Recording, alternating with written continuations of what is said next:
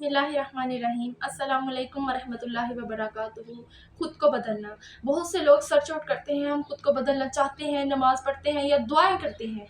नमाज एक दो पढ़ ली, अक्सर मेरी फ्रेंड्स भी कहती हैं कि हम दिन में 2 नमाज़ें पढ़ते हैं, हमने रमज़ान में बहुत दुआएं मांगी कि हमें हदायत मिल जाए, हम खुद को बदलना चाहती हैं, हम दीन की तरफ आना चाहती हैं। अल्लाह ताला ने कुरान पाक में साफ साफ कह दिया है कि अगर कोई इंसान खुद को बदलने के लिए खुद तैयार ना हो, जब तक अंदर से खुद को मोटिवेट ना करे, तब तक कुछ भी चाह कर भी वो इंसान नहीं बदल सकता। हदायत का तलबगार जो होता है, जब हिदायत की तलब अंदर से आती है ना, तो तभी इंसान में चेंजिंग डेवलप होना शुरू होती है।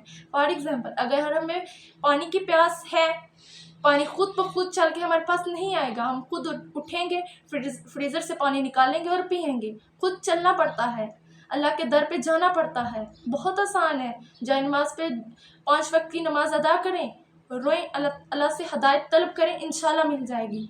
तो खुद को तब्दील करना, बाहर से कोई ताकत नहीं आएगी, इंसान अंदर से हिम्मत करता है।